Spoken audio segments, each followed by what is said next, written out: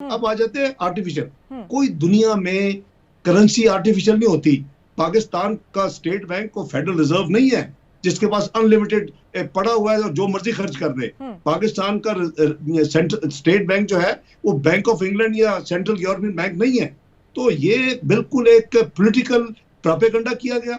मैं दर्जनों दफा कह चुका हूं, उनकी हुकूमत जब थी कि आप फिगर्स निकाल के कौम को दें कि जी हमने कितना इंटरवेंशन की और किस तरह मसनूई, कोई मसनूई नहीं हो सकती चीज। आपकी इकोनॉमी परफॉर्म कर रही थी, आपके इंडिकेटर्स बेहतरीन थे, आपकी रेटिंग दुनिया में बढ़ गई, आपकी स्टॉक चेंज साउथ एशिया में बेस्ट हो गई, आपकी स्टॉक चेंज दुनिया में 5वें नंबर पे आ गई, तो आपकी इमर्जिंग मार्केट में आप चले गए। तो ये चीजें तो सारी इंपैक्ट करती हैं। तो इसलिए ये जो है ना, ये बड़ा भौंडा किस्म का एक पॉलिटिकल स्टंट है। आज भी मैं कहता हूं कि ये दे के जाते, मैं तो कहता रहूं इनको, इन्होंने जो 152 पे लाए, तो डॉक्टर साहब ये अब एक आप साल पहले आपको याद होगा अक्टूबर में, सॉरी, अब आप डॉलर तो को 160 पर ला सकते हैं। हम आपकी आवाज कट रही है। आप इन्होंने 5 साल में जो इंटरवेंशन हमने की वो करीबन 6 अरब डॉलर से कम है, और आपने डॉलर फ्री नहीं दिए। वो डॉलर जो है वो 1 रुपए का फर्क होता है बाइंग पर सेलिंग का, क्योंकि जब इंटरबैंक मार्केट में इंपोर्ट एक्सपोर्ट का फर्क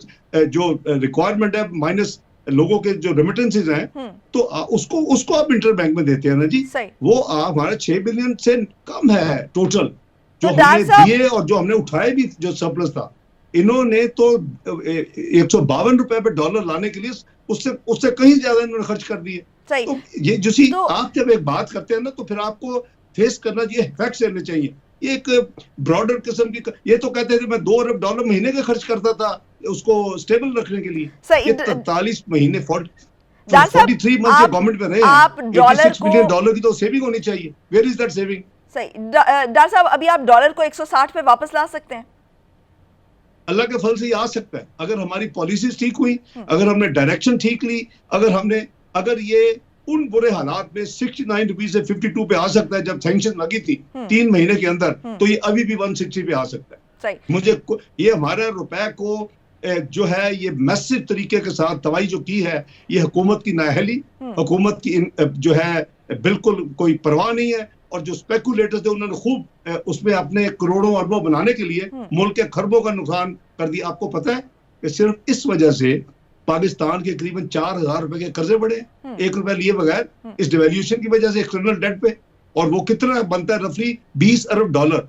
ये कहते थे डिवैल्यूएशन इसलिए की जाती किसी करेंसी की, एक्सपोर्ट्स बढ़ जाएंगी। वो हमारे भी अपने इकोनॉमिस्ट आके बड़ी लेक्चर दिया करते थे, वो गायब है 2.5 साल से, जब से 130-40 रुपए क्रॉस किया है। वजह कि 3 साल में हमने जो पाकिस्तान की तबाही होते देखे, यानी इतना बड़ा 4000, उसके साथ स्टॉक जो हमारी एक्सपोर्ट है सिर्फ 800 मिलियन डॉलर बढ़ी। एक तरफ आपका 20 बिलियन डॉलर के करीब नुकसान, कर्जों में इजाफा 1 रुपया लिए बगैर, और सिर्फ जो है, और दूसरी तरफ एक्सपोर्ट जो है वो बढ़ी नहीं, और बाकी इकोनॉमी तबाह कर दी। इन्फ्लेशन आसमान पे ले गए, उसको कंट्रोल करने के इंटरेस्ट रेट 13.5% पे ले गए कोविड से पहले, अभी वापस 12.5% पे चले गए हैं। आज भी इन्फ्लेशन आपके पिछली जो लेटेस्ट नंबर है 13% है जी। ये सस्टेनेबल नहीं है, अवाम इसको अफोर्ड नहीं कर सकते। इसकी एक बड़ी वजह IMF में जाना भी तो है ना। आपने भी बहुत दफा बात की है कि जो इमरान खान हुकूमत ने IMF के साथ जो शराइत तय की थी वो पाकिस्तान के लिए, पाकिस्तान की मईशत के लिए नुकसानदेह, और इन शराइत की वजह से जो इकोनॉमिक ग्रोथ है उसमें भी कमी आई, इंटरेस्ट रेट भी बढ़ा और महंगाई भी बढ़ी। तो आपके ख्याल में कौन सी शराइत ऐसी थी जो ठीक नहीं थी? मैं अर्ज करता हूं, हमने जो प्रोग्राम किया था, एक तो हमने वक्त जाया नहीं किया था। ये इतने बड़े फैसले होते हैं, आपको जल्दी मेकअप माइंड करके एक डायरेक्शन लेनी होती है। जो आप डायरेक्शन लेस रहेंगे, लोगों को पता नहीं होगा कि किधर जा रहा है मामला जाएगा, तो यही होगा। क्योंकि जो एक इंस्टेबिलिटी होती है वो सबसे बड़ा इंपैक्ट होता है उसको, इकोनॉमिक स्टेबिलिटी पे उसको तबाही करती है। अब हम आए थे, हमने 5 जून 2013 को प्राइम मिनिस्टर हलफ लिया, 7 जून 2013 को हमने लिया, हम तो 12 जून को बजट दे दिया। मुझे पाकिस्तान की तारीख में दिखाएं किसी ने 5 दिन में फाइनेंस में बजट दिया अल्लाह के फल से। अब मैं, हाँ, इलेक्शन जीतने के बाद मई में जो 3-3.5 हफ्ते थे, हमने तैयारी मैंने बिल्कुल की, लेकिन बजट दे दिया। बजट पास हुआ आखिरी हफ्ते में, 4 जुलाई को IMF का प्रोग्राम साइन कर लिया। अब हमने जो किया था, इन्होंने ये किया, और आपके पास again please check your library, इन्होंने तो असद उमर साहब जब जाने लगे अमेरिका आईएमएफ से नेगोशिएशन करने के लिए, फैसला कर लिया अब जाना है, तो इन्होंने उससे पहले खुद इन्होंने कहा कि जी हमने जाने से पहले उनकी जो ख्वाहिशात है पूरी कर दी। वो ख्वाहिशात उन्होंने कहा जी एक तो हमने रुपए को खुला छोड़ दिया और दूसरा ये कहा कि जी हमने इंटरेस्ट रेट को अकॉर्डिंगली जो इन्फ्लेशन जो ऊपर जा रही है उसको मैच कर दी। ओ भाईजान, आप अपने अफेयर्स, अपने मुल्क के अफेयर्स को अपनी ग्राउंड रियलिटीज के मुताबिक आपने हैंडल करना है, क्यों उनकी ख्वाहिशात में करना है। तो ये इन्होंने जो प्रोग्राम फाइनलाइज किया उसका फंडामेंटल गलत है। वो इनको टफ नेगोशिएशन करके सही करना चाहिए था। आप पूछ सकते मुझे जी आपने क्या किया था। मैंने उनको कहा था कि जी आप जो डेप्रिसिएशन की बात मुझे भी की थी, उन्होंने जब बात की थी 8 डिवैल्यूएशन कर, मैं कहा व्हाट इज द ऑब्जेक्टिव।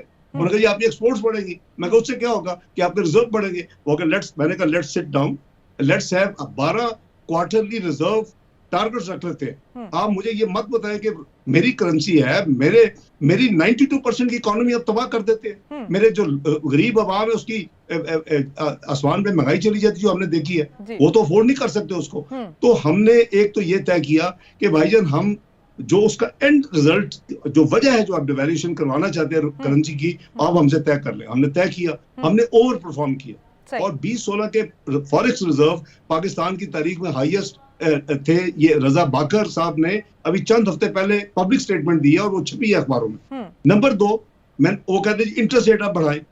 मैंने कहा इंटरेस्ट रेट बढ़ाएं नहीं, हमारा आपसे तय ये होगा कि interest rate, real interest rate वो प्लस में होंगे। इसका मतलब ये है कि अगर इन्फ्लेशन 13% है तो इंटरेस्ट रेट उससे कम नहीं होगा। आज इन्फ्लेशन 13%, फॉर एग्जाम्पल, अगर इन्फ्लेशन जो होगी तो उससे लिंक होगा।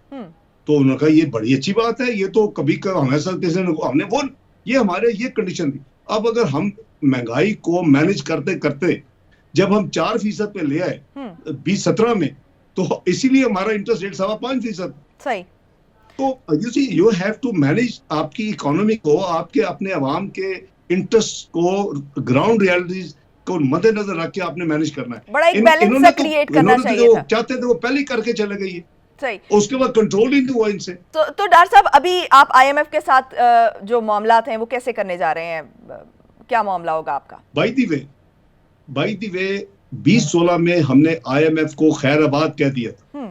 We did not need IMF. अगर हमारे मुल्क में ये पॉलिटिकल इंस्टेबिलिटी ना होती, जिसके नतीजे में इकोनॉमिक इंस्टेबिलिटी ना होती, और फिर एक रजीम चेंज ऐसी आई कि जिसने जो तबाही की है ना होती, तो आपको आईएमएफ के पास जाने की जरूरत नहीं है। कर्जे तमाम दुनिया लेती है, अमेरिका भी कर्जा लेती है, हुकूमत जापान भी लेता है, यूनाइटेड स्टेट्स भी, यूके भी लेता है। इनके डेट टू जीडीपी 100% से ज्यादा है सबके। जापान में तो 225% है। लेकिन एक तो वहां पॉलिटिशियन ये नहीं है कि अपने मुल्क की जाकर बदनामी करे। वहां का कोई ऐसा सदर या प्राइम मिनिस्टर नहीं है जो जाके हजारों के बजट में दूसरे मुल्क में जाके फ्यूचर में आप आईएमएफ के साथ में है। फ्यूचर में अभी चूंकि अब आपकी हुकूमत है और टाइम भी कम है आपके पास, तो चूंकि 1.5 साल का अरसा अगर पूरा करना है, इंतखाबात अगर पहले नहीं होते, तो उस सूरत में चूंकि मुआशी हालात ठीक करना आपकी जिम्मेदारी है। तो अभी आईएमएफ में जाना, तो अभी तो हम गए हुए हैं, जो 7वें मुज़ाकरात हैं वो होने बाकी हैं, चौथी किस्त वसूल करनी है। तो अभी जो आईएमएफ के साथ